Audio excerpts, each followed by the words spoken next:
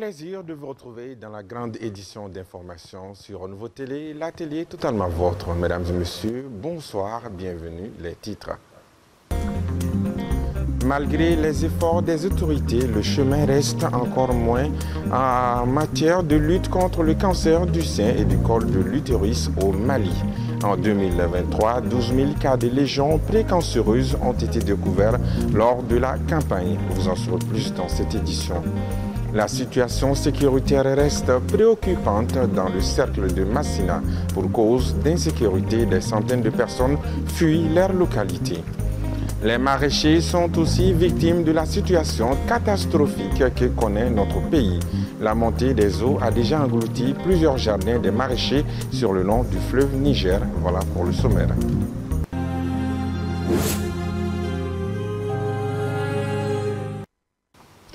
Bienvenue à tous aux informations. Le ministre de la Santé et du Développement social, le colonel Assa Badialo Touré, a présidé ce jeudi 10 octobre 2024 le lancement officiel de la 3e édition de la campagne nationale d'Octobre Rose de lutte contre les cancers du sein et du col de l'utérus au stade Salif Keïta de Kati. Organisée par l'Agence nationale de la santé et de la reproduction, la campagne est placée sous le thème « L'accès au dépistage à la vaccination anti-HPV pour accélérer la lutte contre le cancer du sein et du col de l'utérus ». Une campagne de communication destinée à informer et sensibiliser le public, de dépister et de récolter des fonds pour la recherche. Le compte-rendu est signé Bakary M. Sylvie. Cette coupure de ruban marque le lancement officiel de la campagne nationale d'Octobre Rose de lutte contre le cancer du sein et du col de l'utérus édition 2024. Au Mali, le cancer du sein et du col de l'utérus reste des problèmes majeurs de santé publique. En 2023, au total, 680 442 femmes ont été dépistées lors de la campagne précédente. Et parmi celles-ci, 12 000 cas de lésions précancéreuses ont été découverts. Malgré les progrès réalisés pour lutter contre ces maladies, du chemin reste à faire. Le cancer est une maladie qui peut être évitée, est une maladie qui se guérit. Et c'est là grâce à l'effort des médecins, des professionnels de la santé de tous bords. Comme on peut le constater, c'est tout le mois d'octobre, communément appelé Octobre Rose, qui est dédié à des activités de mobilisation, de communication, de sensibilisation pour lutter contre cette maladie. La cérémonie a été aussi couplée au lancement du programme Asana de la Fondation FAD, un programme qui contribuera efficacement à la lutte contre le cancer du sein et celui du col de l'utérus. Une histoire qui m'a donné la force et la volonté d'accompagner toutes ces femmes qui souffrent aujourd'hui du cancer du sein et du cancer du col de l'utérus. Le programme Hassanat qui sera déployé dans la zone de Kati s'aligne aux objectifs du développement durable prescrits par l'OMS. À l'échelle mondiale, le cancer du col de l'utérus est le 4e cancer le plus fréquent chez la femme. Environ 660 000 nouveaux cas en 2022 et 350 000 décès, et parmi ces décès, 94% se passent dans des pays à faible revenu dont la nôtre. C'est pourquoi les partenaires techniques et financiers ont réaffirmé leur accompagnement pour la réussite de la campagne. Cette vaste campagne de sensibilisation, de mobilisation et de dépistage prend en compte le fait que le dépistage précoce est la meilleure approche pour réduire le taux élevé de morbidité et de mortalité lié au cancer du sein et du col de l'utérus. C'est pourquoi le thème de cette année, l'accès au dépistage à la vaccination anti-HPV pour accélérer la lutte contre les cancers du sein et du col de l'utérus. J'engage tout le personnel socio-sanitaire ainsi que les partenaires à prendre toutes les mesures nécessaires pour la satisfaction des bénéficiaires. En somme, je profite de l'occasion pour lancer un appel aux autorités administratives, politiques et coutumières, aux leaders religieux, aux associations de santé et aux femmes qui se battent contre les cancers féminins. La cérémonie a été aussi l'occasion pour des survivantes de ces maladies de faire des témoignages. Au cours de la campagne, le dépistage du cancer du sein s'est fait gratuitement dans les structures sanitaires. Elle s'étend du 1er au 31 octobre 2024. Les prix de l'essence et du gasoil ont connu une baisse de 50 francs CFA par litre ce vendredi 11 octobre 2024. L'information a été donnée hier vendredi dans le 20h de la chaîne nationale ORTM par le directeur général de l'Office national des produits pétroliers ONAP. Les Maliens attendent quand même une répercussion sur les prix des produits en général et des transports en particulier. Suivons. Dans une interview accordée à la télévision nationale, le directeur général de l'Office national des produits pétroliers ONAP a annoncé une baisse du prix du carburant à la pompe à compter du vendredi 11 octobre 2024. Décidé lors de la réunion mensuelle de la commission de suivi du mécanisme de taxation des produits pétroliers, cette baisse intervient dans le cadre de l'évolution des prix des produits pétroliers liés aux fluctuations du prix des hydrocarbures à l'international. Selon le directeur, les prix du supercarburant et du gasoil connaissent une réduction de 50 francs. Ainsi, le litre de l'essence passe de 850 francs à 800 francs et celui du gasoil passe de 800 à 750 francs. Au lendemain de l'annonce, il ressort du constat de notre équipe de reportage que cette baisse reste encore méconnue par les consommateurs pour qui elle est censée être une aubaine. Et même si la réduction est constatée sur le tableau de certaines stations, elle n'est pas encore totalement effective. À la question de savoir si cette baisse va impacter sur les prix du transport, le syndicat des transports trouve que la baisse n'est pas conséquente pour répercuter sur les prix. Par ailleurs, la situation sécuritaire reste préoccupante dans le cercle de Massina. Cette semaine, les forces du mal ont obligé plusieurs centaines de personnes à fuir leur village dans la localité, ce qui risque d'impacter négativement les récoltes attendues dans quelques semaines. Explication à la Mako Diabaté. À Massina, des habitants de Kachona fuient l'insécurité. Cette semaine, le village de Kachona, dans la commune de Monempe-Bougou, s'est vidé de ses habitants à cause de l'insécurité. Selon des habitants, c'est par peur de représailles des hommes armés non identifiés que près de 600 personnes ont quitté les lieux pour trouver refuge à Ouela, dans la commune de Kolongo. L'information a été confirmée par les autorités lors de la rencontre du comité de gestion des crises et catastrophes ce mercredi 9 octobre 2024. La dégradation inquiétante de la situation sécuritaire dans le cercle de Massina, particulièrement dans l'interfleuve, devient préoccupante. La présence des groupes armés terroristes dans cette zone agro-pastorale commence à couper le sommeil aux populations paisibles.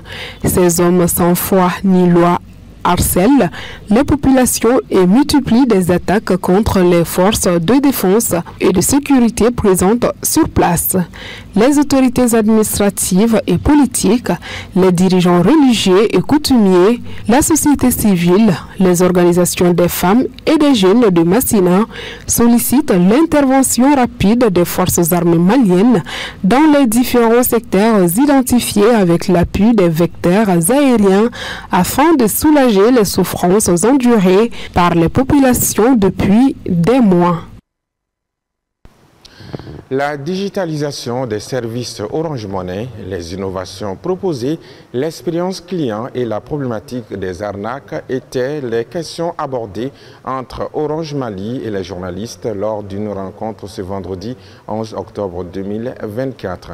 Amadou Diarra, Zakaria Omar Keita, compte rendu. En effet, la digitalisation des services Orange Money fait partie des priorités d'Orange Mali qui continue d'innover dans ce sens, avec notamment l'introduction du paiement des frais de passeport. Bientôt sera une réalité sur toutes nos plateformes. Très bientôt. Oui, nous travaillons déjà dessus. Nous avons présenté aujourd'hui la digitalisation des paiements de l'État. Tout ce qui est frais d'actes d'état civil, tout ce qui est contravention, tout ce qui est paiement de casier judiciaire, que ce soit amende ou carte d'identité aujourd'hui, ça c'est un acquis. Nous l'avons digitalisé avec vraiment le concours de l'autorité malienne. Et comme on vous a aussi montré des next steps à venir pour d'autres chantiers de digitalisation qui vont être très bientôt lancés. Concernant l'expérience client, Orange Mali ne lésine ni sur les moyens ni sur les efforts. C'est une volonté forte d'Orange Money d'offrir à nos clients la meilleure expérience à chaque contrat qu'ils ont avec nous. Donc nous, notre travail consiste à cela. Ça consiste à permettre à nos clients, à chaque fois qu'ils ont besoin de nous, qu'il y ait une oreille pour les écouter, qu'il y ait quelqu'un pour les accompagner, toujours pour résoudre leurs problèmes. Lors des échanges, la question des arnaques liées à Orange Money, l'une des préoccupations majeures des clients, a également été évoquée. En réponse, Orange Mali a mis en place plusieurs mesures pour assurer la sécurité de ses prestations. Conseillons à chaque fois qu'une arnaque est consommée, donc que ce soit une tentative, que ce soit à la suite de perte de fonds, nous recommandons aux clients de porter plainte immédiatement auprès des autorités, mais en même temps d'appeler les services clients d'Orange Mali pour leur signaler en fait cette arnaque-là, pour qu'ils puissent vérifier rapidement si les fonds sont toujours disponibles chez l'arnaqueur pour les bloquer. Alors ce que nous donnons comme conseil aux clients, c'est surtout d'avoir le réflexe de ne jamais communiquer ces informations personnelles à quelqu'un qui t'appelle au téléphone, même si la personne te dit qu'il est un agent d'Orange Money. Enfin, Orange Mali appelle ses clients à faire preuve de vigilance et les assure de son engagement à fournir un service simple, rapide et sécurisé. 21 villages des communes d'Essio, Kounari et Borondougou dans le cercle de Mopti sont déclarés ayant atteint le statut de fin de défécation à l'air libre par la Direction nationale de l'assainissement, du contrôle des pollutions et des nuisances. Ils font désormais partie des villages propres au Mali où règnent les bonnes pratiques d'hygiène et d'assainissement. La cérémonie de certification a eu lieu le lundi 7 octobre 2024 en présence des autorités régionales de la région de Mopti. Moussa Traoré, Soumaïla Aya. En effet, elles sont 21 communautés des communes d'Essio, de Kounari et de Borondougou dans le cercle de Mopti qui font désormais partie des villages propres au Mali où règnent les bonnes pratiques d'hygiène et d'assainissement. Ces villages ont reçu le mardi 7 octobre 2024 le certificat de statut de fin de défécation à l'air libre FEDAL du programme ATPC, assainissement total piloté par la communauté. L'initiative entre dans le cadre du projet promotion du WASH à l'école de l'ATPC dans 28 villages, du WASH dans 6 centres de santé et de l'intermédiation sociale autour de 35 points d'eau dans la région de Mopti, de l'ONG Action Mopti financée par l'UNICEF au Mali. Et les certificats ont été délivrés à l'ensemble de ces 21 communautés-là pour prouver qu'aujourd'hui, il n'y a pas de défécation à l'air libre dans ces communes et nous allons renforcer ce processus-là pour qu'à l'avenir, cet état de fin de défécation-là soit renforcé. L'ATPC contribue beaucoup au changement de comportement des populations et à l'amélioration du taux d'accès des ménages en latrine. Depuis le déclenchement de cette approche ATPC dans ces 21 villages, en mars 2024, plusieurs activités ont été menées par les communautés, à savoir la réalisation de 385 nouvelles latrines et la réhabilitation de 2091 anciennes latrines. Avant, on était vraiment dans un état d'insalubrité. J'investissais plus de 150 000 francs pour soigner ma famille. Mais maintenant, mes dépenses de santé sont réduites à cause de l'ATPC.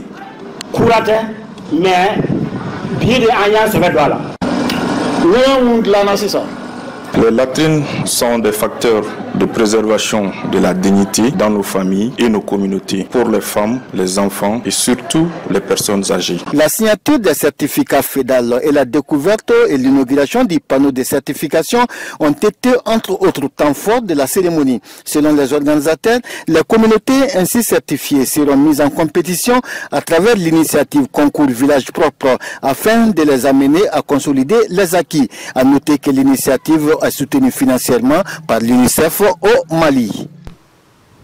Montée des eaux du fleuve Niger, parlons-en. La montée des crues provoque beaucoup de dégâts et les enfants sont en train de devenir les premières victimes puisqu'ils sont plusieurs à avoir perdu la vie ces dernières semaines dans des noyades. La Sindiakité. En effet, les accidents mortels se multiplient pour les enfants en cette période d'hivernage. Ainsi, un enfant de 13 ans est mort noyé dans un marigot à Banamba la semaine dernière. L'information a été donnée hier jeudi par le commissariat de police de Banamba. Le 10 octobre dernier, un enfant de 10 ans s'est noyé dans le fleuve au Gué de Diré. Rapidement repêché, l'enfant a été conduit au centre de santé de référence de Diré. Malheureusement, il a succombé. Ces incidents, selon les autorités locales, soulignent l'importance de la vigilance et des mesures de sécurité, surtout en cette période de crue. Quelques semaines plus tôt, un adolescent est noyé dimanche à Bankas. Selon des sources locales, les enfants jouaient dans les eaux en plongeant dans le pont pour sortir de l'autre bout dans le sens des vagues. À la suite de ces événements, il est demandé à la population d'être prudente pendant cette période de forte montée des eaux.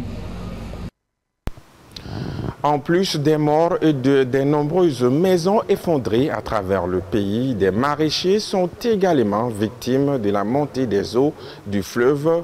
Beaucoup ont vu leur culture engloutie par l'eau. Reportage, Lolomadi Baté. Les jardiniers se trouvant le long du fleuve ne sont pas épargnés par la crue exceptionnelle de cette année. À Manyambougou, par exemple, la montée du fleuve a contraint plusieurs maraîchers à abandonner leurs jardins.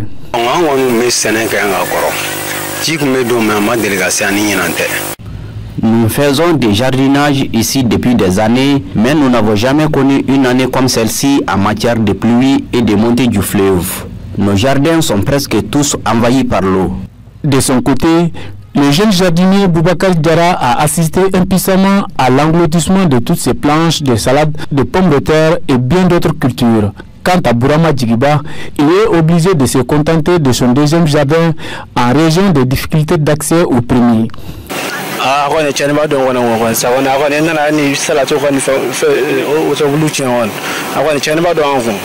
Toutes les plantes de salade, pommes de terre et beaucoup d'autres sont envahies par l'eau.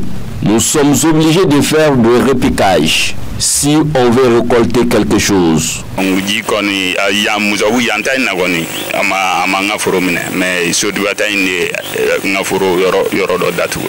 Dans mon jardin de Missabougou, il n'y a pas de dégâts, mais j'ai abandonné celui de Sotiba à cause de son accès difficile là. Malgré ces défis liés à l'abondance des pluies et de la montée des eaux du fleuve, les jardiniers mettent en place des stratégies pour faire face à la situation. Comme stratégie de riposte, j'ai commencé à faire de nouvelles planches pour la nouvelle saison. Sinon, les dégâts sont énormes cette année. On se contente du peu qui nous reste en attendant la fin de l'hivernage. Pour le rappel, en plus des morts, des sinistrés, des dégâts matériels, plusieurs champs sont submergés par les eaux. D'ores et déjà, la population craint une flambée exceptionnelle du prix des céréales et d'autres produits alimentaires dans les mois à venir. Un clin d'œil à tous ceux qui nous suivent dans la région de Tombouctou. Merci de votre aimable fidélité à Renouveau Télé. Demain à 19h, sur la même chaîne, on se retrouvera ici pour une autre session d'information. D'ici là, portez-vous bien, passez une excellente soirée en notre compagnie.